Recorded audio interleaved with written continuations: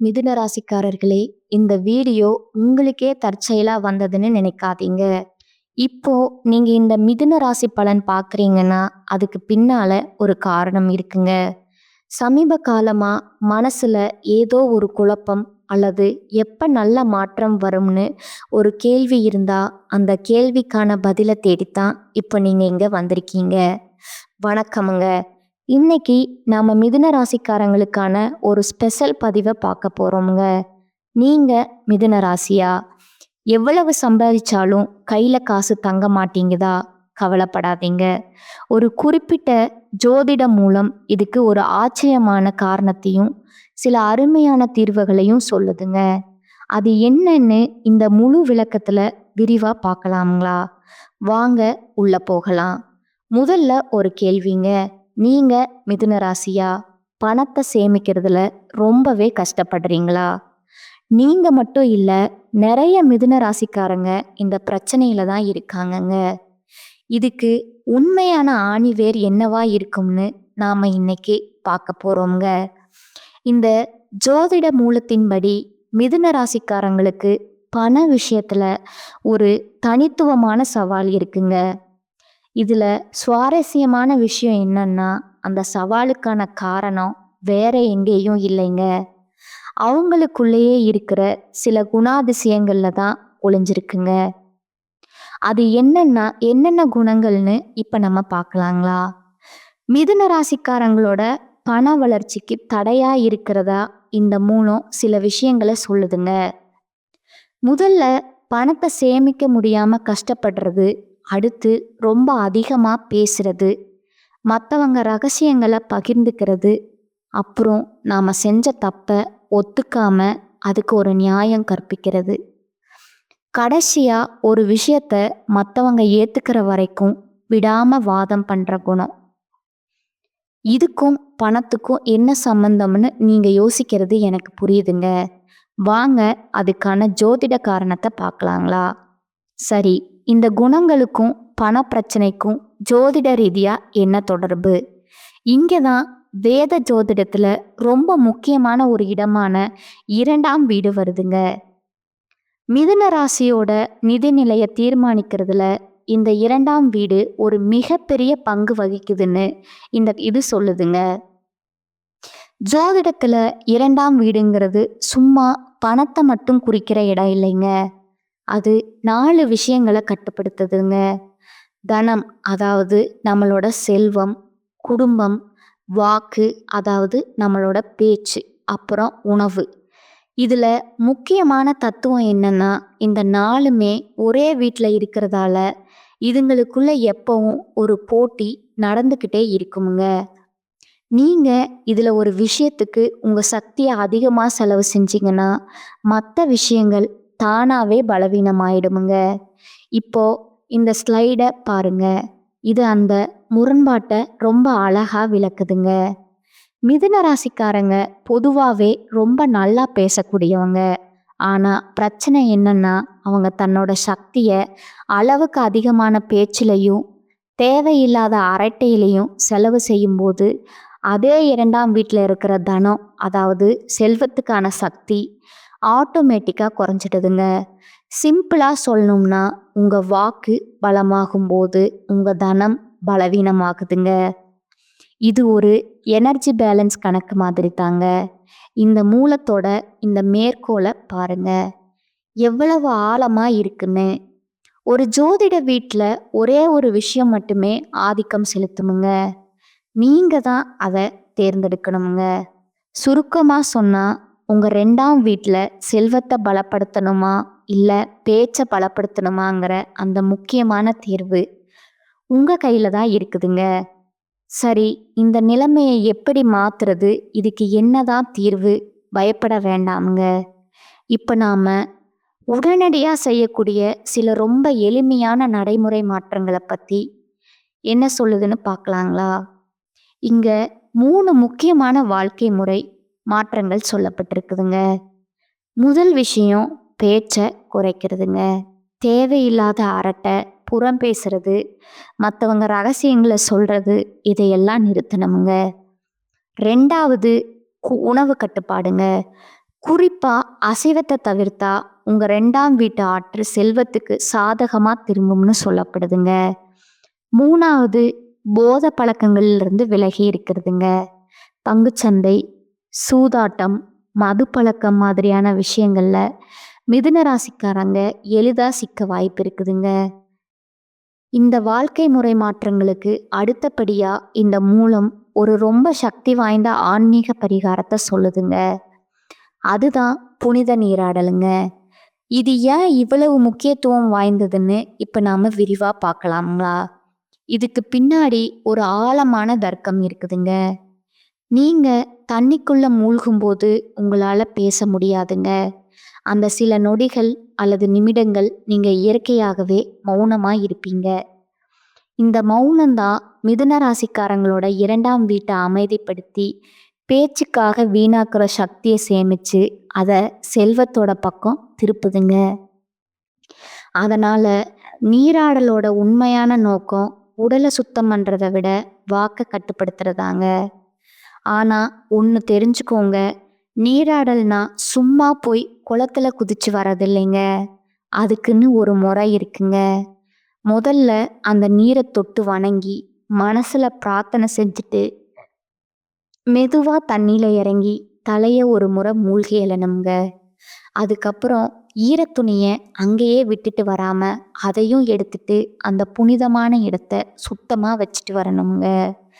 இதுதான் ஒரு சாதாரண குளியலுக்கும் புனித நீராடலுக்கும் உள்ள வித்தியாசம்ங்க. உங்க நிதி பிரச்சனையோட தீவிரம் எந்த அளவுக்கு இருக்கோ அதை பொறுத்து நீங்க போக வேண்டிய இடமும் மாறுபடுதுங்க.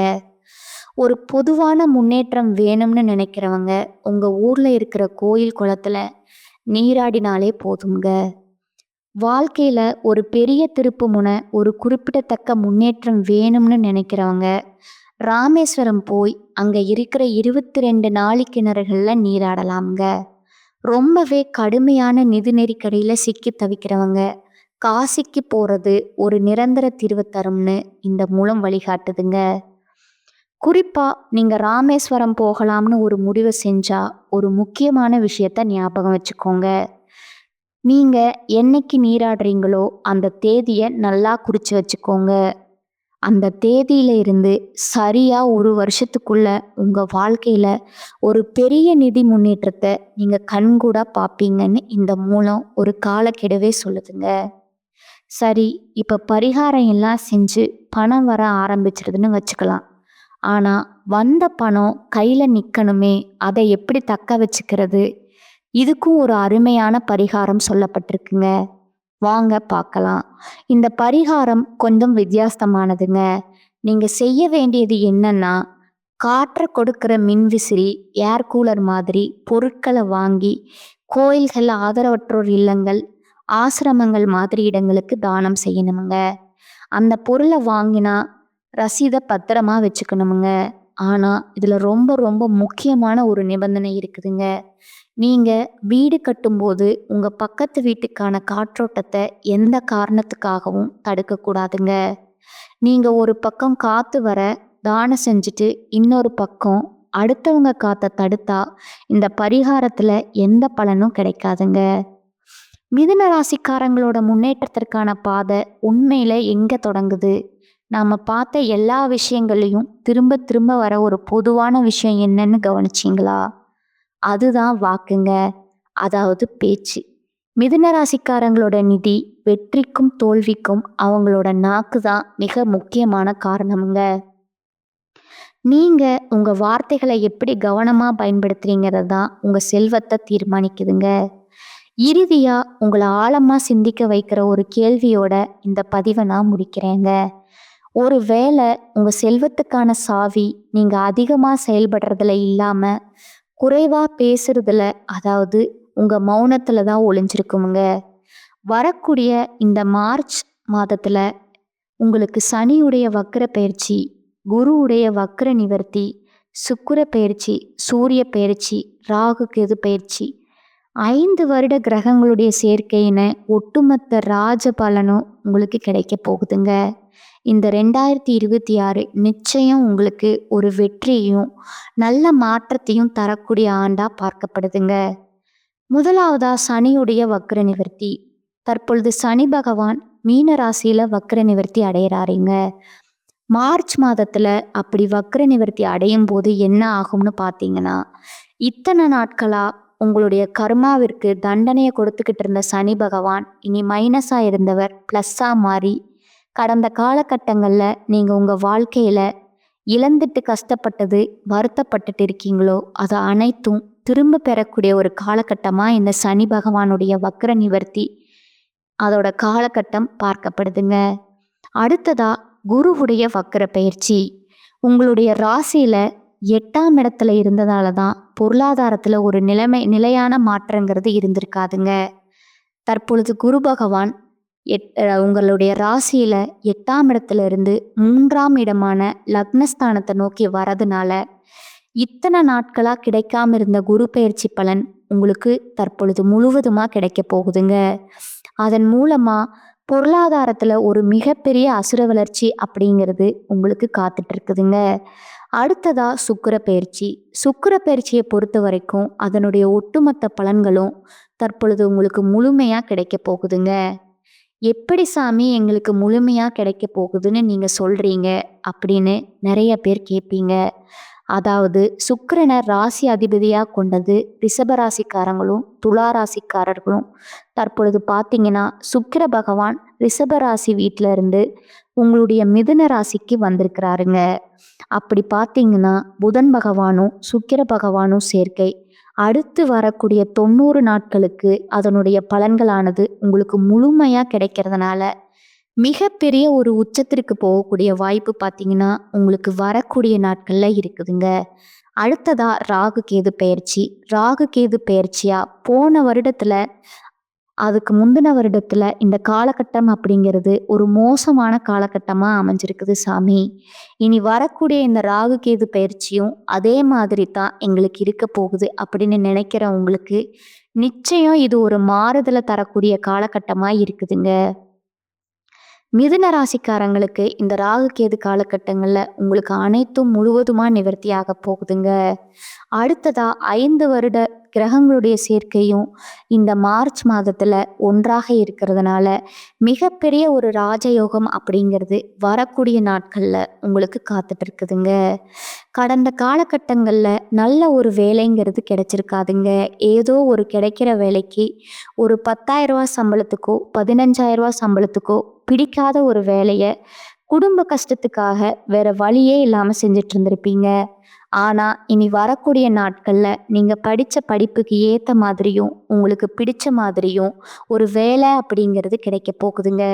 நீங்க எந்த வேலைக்கு ட்ரை பண்ணாலும் சரி அந்த வேலை அப்படிங்கிறது நிச்சயமா கிடைக்க போகுதுங்க. கோர்ட்டு கேஸ்னு அலைஞ்சிட்டு இருக்கிற நபர்களுக்கு விரைவிலேயே சாதகமா தீர்ப்பு வருமுங்க. சொத்து பிரச்சனையும் உங்களுக்கு சாதகமாகவே முடியுமுங்க. சனி பகவானுடைய பார்வை உங்களுக்கு நேரடியாகவே இருக்குதுங்க.